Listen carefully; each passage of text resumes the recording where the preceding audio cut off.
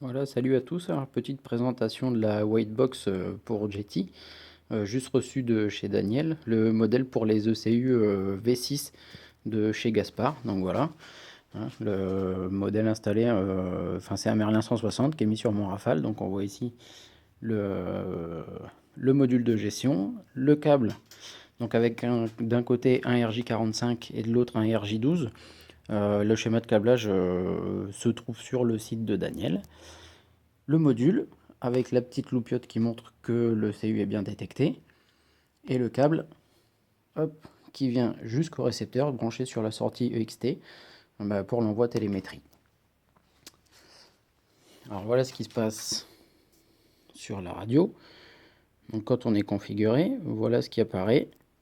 Donc là j'ai choisi d'afficher un peu tout ce qu'il pouvait y avoir. Donc sur la première page on voit tout ce qui est marqué Whitebox, c'est ce qui vient de l'avion. Hop.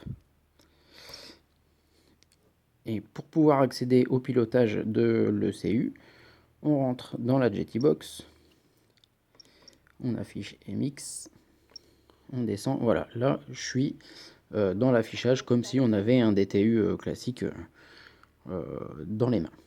Donc là on voit bien, hop, ready, et je peux passer dans tous les menus classiques. Voilà, maintenant on a accès à un peu tout. Donc voilà, pour vous montrer qu'on défile un peu partout. Voilà, pour montrer que ça fonctionne bien, on va entendre le starter qui va se mettre en marche.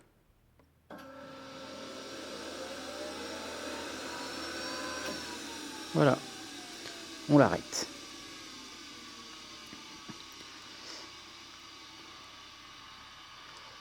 Hop, on redéfile. Donc même chose, je vais pas faire les tests, tous les tests, mais bon, on peut mettre en route arrêté pour vérifier les fonctionnements d'Electrovan.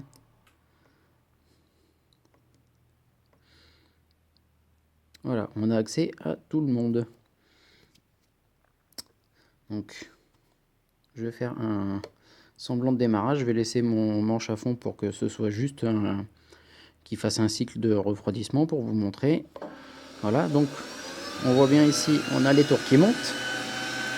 Et si je reviens sur l'affichage principal, vous voyez, ici on a tout. On a bien les tours qui redescendent quand on arrête tout ce petit monde.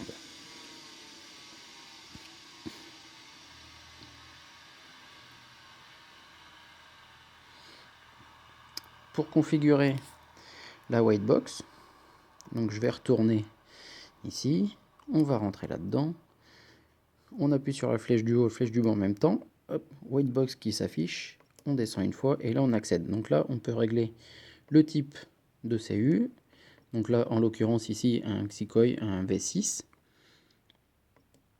on peut mettre du Project, on peut mettre du Jet4. Donc là nous on va pas toucher, on reste sur cette ECU là. On descend, donc paramétrage de la capacité de votre réservoir.